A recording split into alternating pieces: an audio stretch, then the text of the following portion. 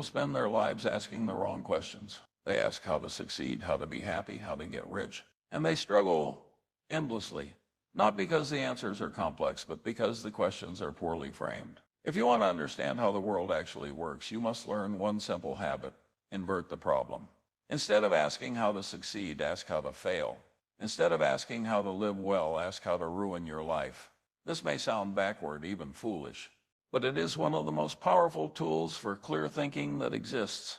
The mathematician Jacobi said it best: invert, always invert. Many hard problems are best solved only when turned upside down.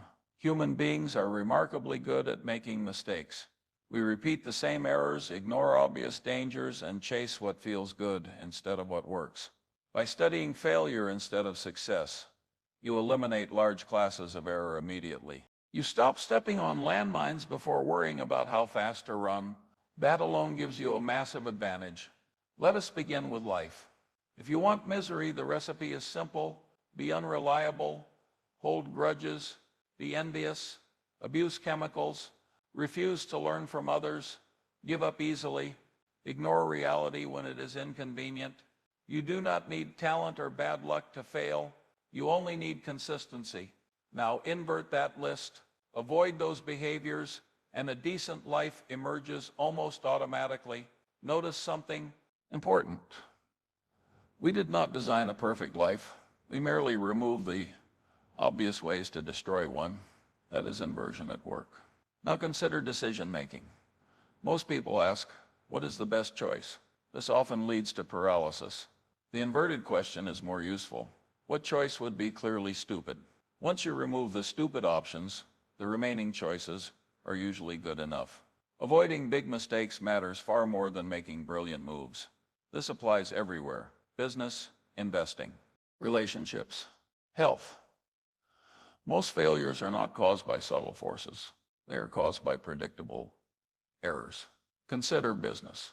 If you ask how to destroy a company, the answers are obvious: too much debt, poor incentives, dishonesty, overconfidence, ignoring customers. Avoid these, and you do not need genius to succeed. Now investing. Most investors ask how to beat the market. That question leads directly to trouble. They trade too much, chase hot stocks, and underestimate risk.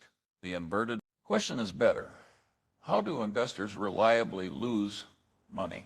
The answer is well documented: panic, overtrading, leverage, chasing performance, refusing to admit mistakes. Avoid those behaviors and you will outperform most participants without doing anything extraordinary. Boring works. And boring compounds. Inversion works because humans are wired poorly for complex systems. We are overconfident. We seek social approval. We fear losses more than we value gains. Inversion bypasses ego.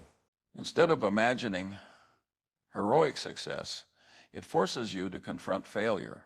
That encourages humility, which is essential for clear thinking. Consider incentives. People do not act rationally. They respond to incentives. If you want to understand any system, ask what behaviors it rewards. Ignore incentives, and you will always be surprised.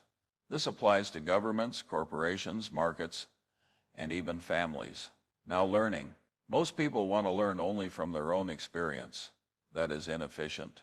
History is a vast catalog of human error. Learn from it. Wars caused by overconfidence. Businesses destroyed by leverage. Lives ruined by ego and addiction. You do not need to experience these personally to learn from them. Inversion encourages vicarious learning. It asks, what should I never do? That question has far more answers than what should I do. Consider health. People ask how to be healthy. The inverted question is simpler. What behaviors reliably destroy health? Avoid them and improvement follows. Once again, we did not design perfection. We avoided obvious ruin. A few large mistakes can destroy decades of progress. Avoiding stupidity is easier and more effective than seeking brilliance. Brilliance is rare. Stupidity is abundant. Inversion is not pessimism. It is realism. It does not avoid ambition. It avoids self-destruction. Once you remove the worst outcomes, the remaining path is usually quite pleasant. That is the hidden power of inversion. Here is a simple framework. What would failure look like? What behaviors guarantee it? How do I avoid those behaviors? Use this consistently and clarity appears. Life does not require perfect decisions. It requires avoiding disastrous ones. Invert the problem. Avoid what does not work. Let time and consistency do the rest. It may not be flashy, but it works. And over a long life, that is what matters.